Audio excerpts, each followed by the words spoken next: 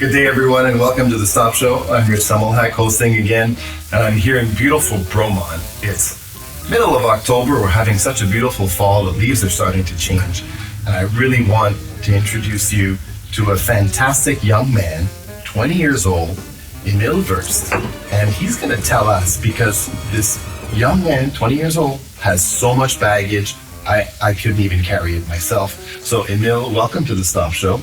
This is your first time on. I really hope you're going to be doing a lot more shows like this, but tell us a little bit, because I know you're a composer, you're a musician, you're a chef d'orchestre, and just tell me, how did you get to do all this at 20 years old?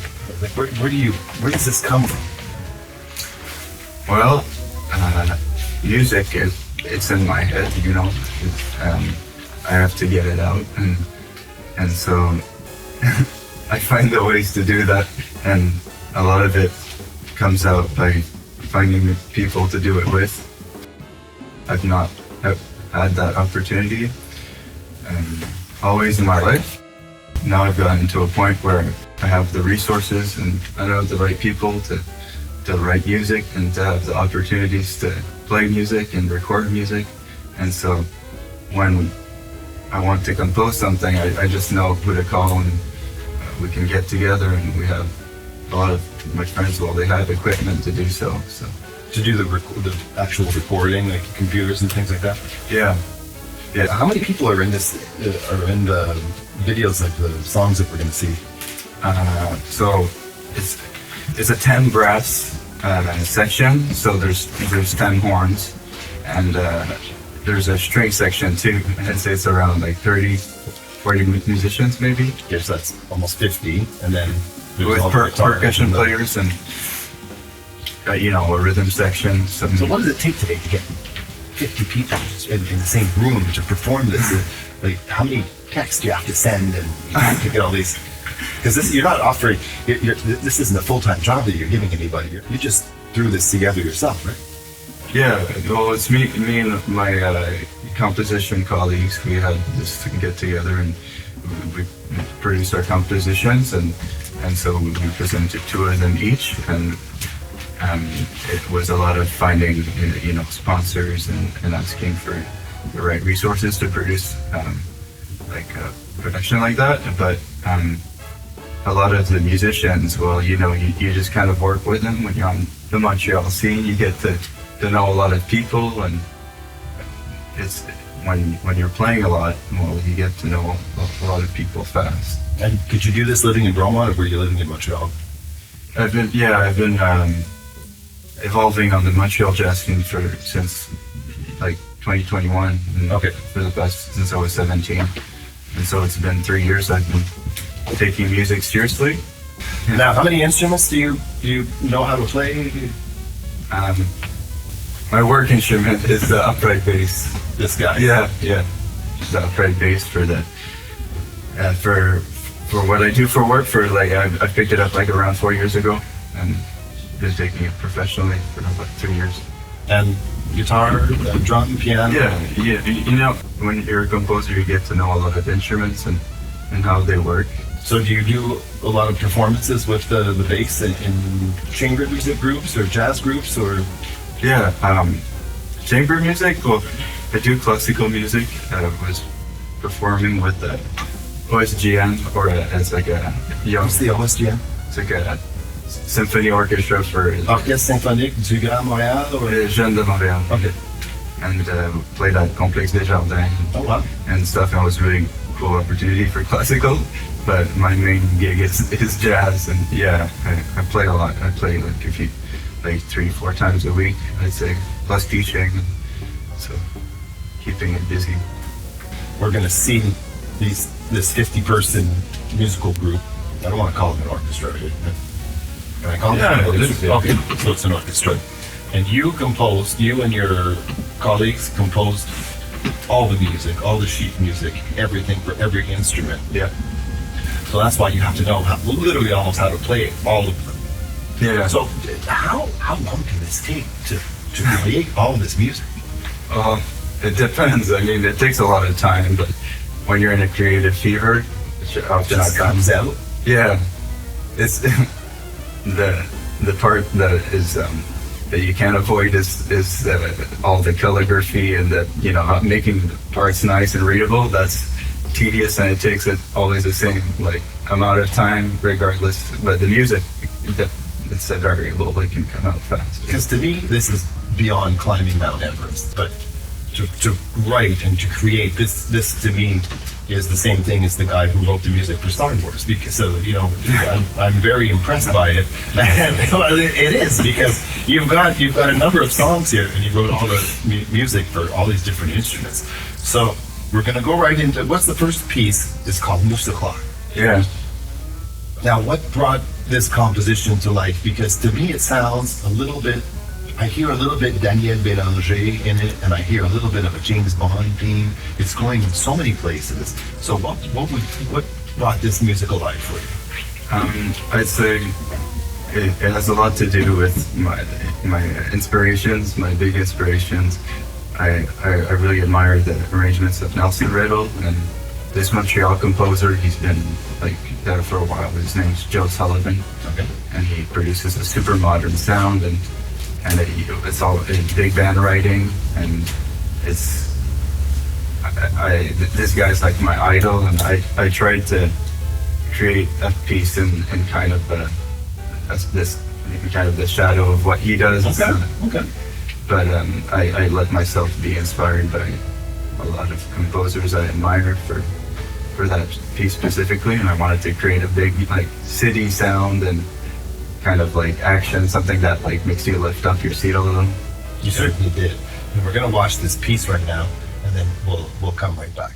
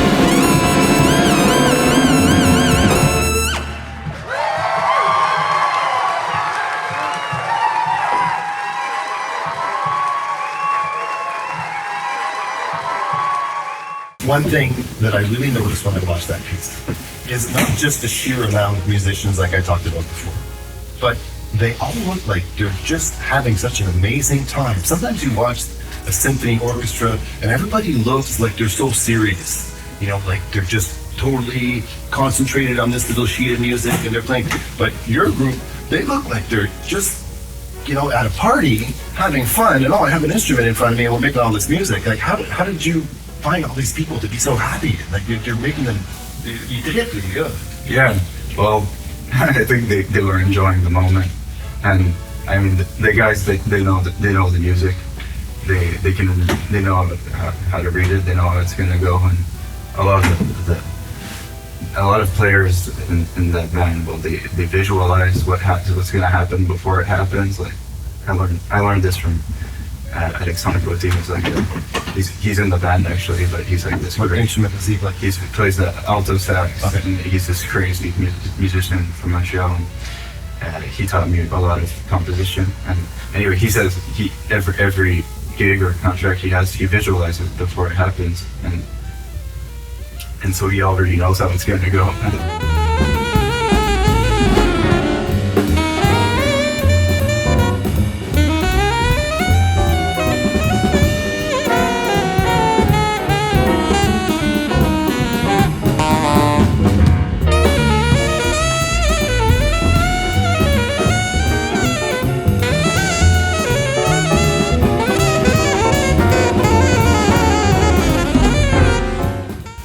So, what did you do any official schooling to become a professional musician? Yeah, well, I started around here. I went to Massey-Vanier High School and studied music, the jazz band, and all of that, and then the musician from here, Sébastien Bachand, he showed me the upright bass and he introduced me to it, and then I kind of like something clicked and I felt like that was kind of what I wanted to do, and so I went to the city, and then everything changed because I said yes to everything. Okay. I got into these big bands and I just said yes to every opportunity, and I didn't know how to do much, and I thought I was good around here, but then when I saw all of these crazy people my age that were like these crazy jazz musicians already that could do so much more than me, then that really gave me the kick. And yeah. So jumping into the pool was really the way that you got the experience that you needed to. Yeah. I feel like every time I've put myself in the most uncomfortable situations in my life, or the places where I've grown the most. Like, so, sort of the saying, out of your comfort zone, where you've tried new things and pushed your limits. And that show was at Salle Emil Woest-Valade. And is there anything about that venue that you really liked? It's not one that we hear. You know, we hear Place des Arts and Salle and Pelletier, but how would that compare?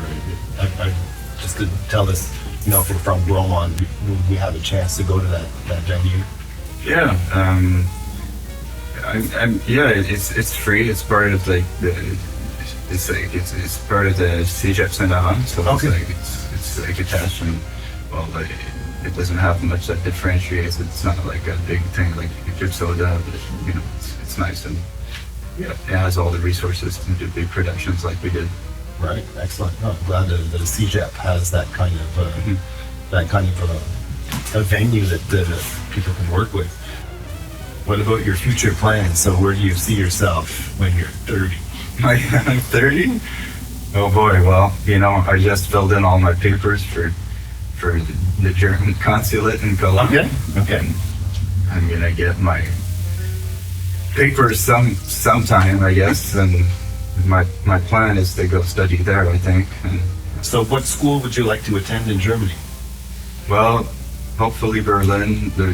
Berlin's cool, and there's also the you know, Ira Coleman, he's a bass player from Montreal. He recommended to me a Cologne College of Dance and Music, and that looked very appealing to me, but I'm trying to get my papers first. And this is all after my studies, but I'm just like, kind of like being a full working musician now, so. It's like you almost have to take time off to go back and study. I don't know. Time will tell. What else would you like to have? Any other compositions or another group that you would like to compose for?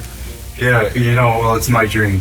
I'd like to kind of follow the footsteps of people like that I admire. Like, I studied under Jean Fréchette. He's a musical director of the Sullivan. Okay. And he does all that big band writing stuff, and that really, they say you should find something that kind of like really makes you like passionate and like wants to get better. And I think that's it for me. I want to create like I really want to create a modern big band sound and have it play in the city and maybe around here sometimes, Well, you've already done that. You've already had a big band playing in the city, my friend. Yeah, I want to do that. I think if you continue that, and I think also the way that you are bringing a new spin to all of these, I sometimes have a bone to pick with, example, country music. I find it has a very similar sound. Now, if I listen to your version of 2024 jazz, I find it does have a new flavor. And that's personally what really turns me on about a new composer, because I find it easy or just to keep reproducing or keep replaying the same old things. I don't want to listen to that anymore. But if you give me new jazz like you're bringing, I think that's an excellent way of getting people out and trying new music. So I think by the time you're 30, I hope that you've created a new scene in Montreal either. Created it? I don't know, but I definitely want to invest in the like the culture we have here, and I want jazz music to be like a staple of it. And we have so much musicians, and we have so much so much resource to do it in Quebec, and I think I want to push music towards that direction. And I hope you create a new Button Sullivan. I really think those guys are pretty crazy. Yeah. They toured all over the U.S. too. So, if you do go to Germany, how long would your course be there if you had to go to another country? Probably the time of your bachelor's degree. 2-3 years. Yeah. That's a long time, but I'm sure you'd enjoy spending it in Europe to do some of that schooling. Yeah. And would you bring? Would they make you specialize in a particular instrument, or would you go as a composer? I don't know yet. It's what they want to sort of direct you to. I feel like I have a lot of tools as a composer already. Now, let's talk about your second piece, Mystery, or Mr. E. It's a mystery in itself. So where did you go with this piece? I wanted it to be very creative. It's a lot more abstract. I just kind of wanted to put all my ideas in